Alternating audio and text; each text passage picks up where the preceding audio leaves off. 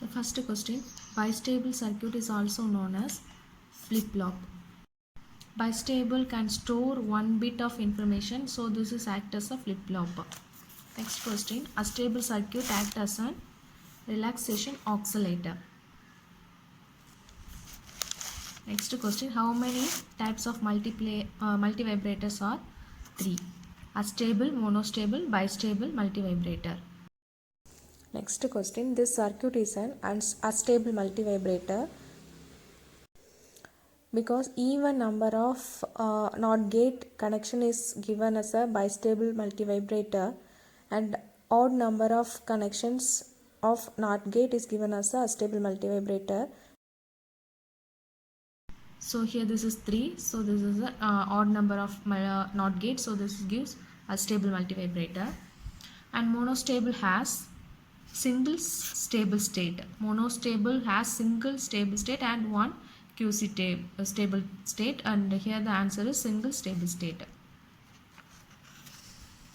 When a sine wave is fed into Schmitt trigger, the output is a square wave. Schmitt trigger is used to convert the sine wave into square wave.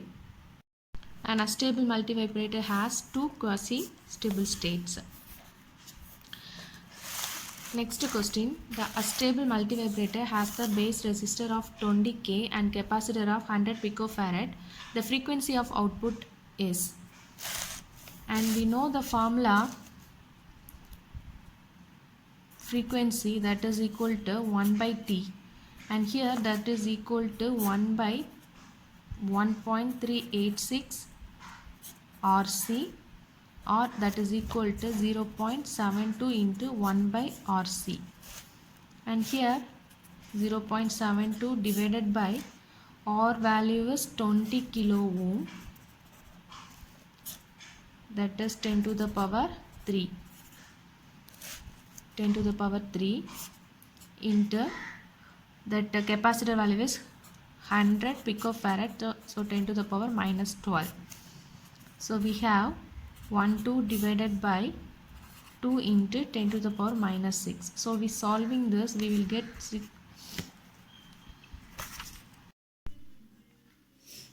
So the answer here is 362 kilohertz.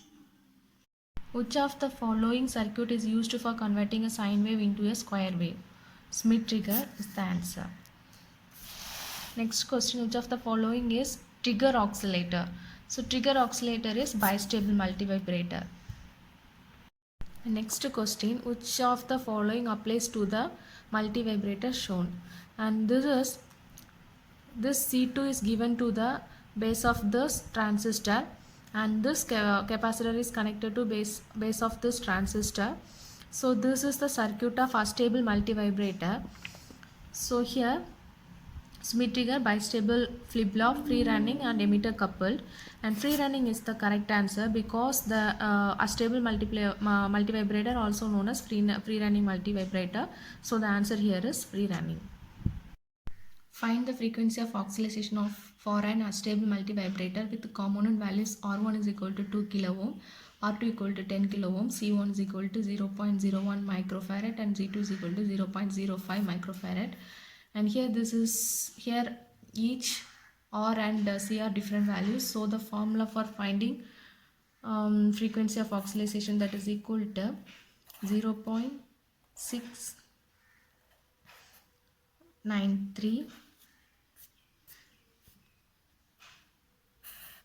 1 divided by R1 C1 plus R2 C2, that is this equal to 2T. So F is equal to 1 by T. So we have the formula this. So F is equal to, applying all values, 0.93 into R1 value is 2 kilo ohm into C1 value is 0.01 microfarad plus we have the value R2 is 10 kilo ohm and C2 value is 0.05 microfarad. So solving all values, we will get 2.775 kilohertz.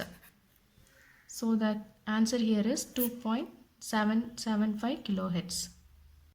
Next question, what is the duty cycle of the output of an astable multivibrator? That is 50%. For 50%, it generate pulses. So this the answer here is 50%. Next question, monostable multivibrator can be used as a pulse generator, and this is can be used in pulse width modulation because of this characteristics of monostable multivibrator. So this monostable vibrator can be used as a pulse generator.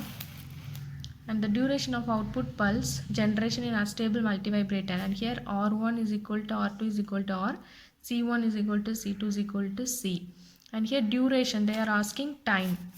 So time is equal to this one, 1.386 RC.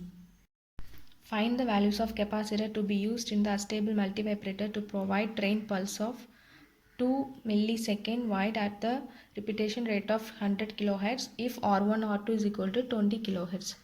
And here they are giving T is equal to 2 microseconds.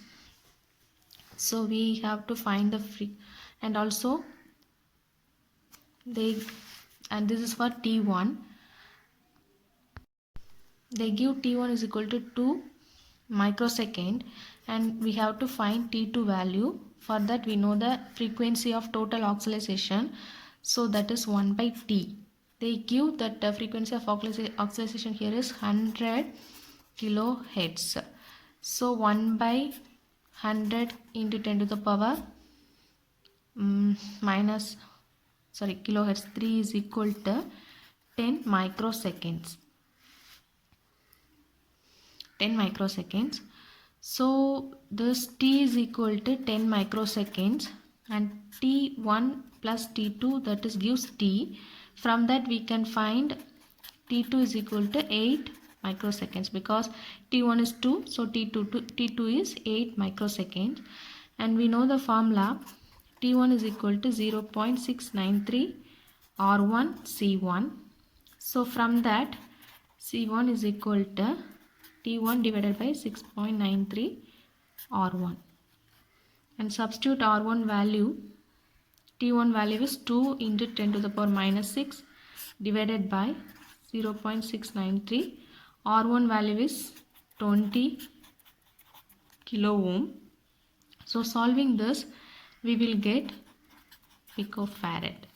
Similarly we will find T2 is equal to 0.693 R2 C2. From that C2 is equal to 8 microsecond divided by 0.693 into 20 kilo ohm, and we have C2 is equal to 580 picofarad. So C1 is 145, C2 is 550. So here the answer here is C.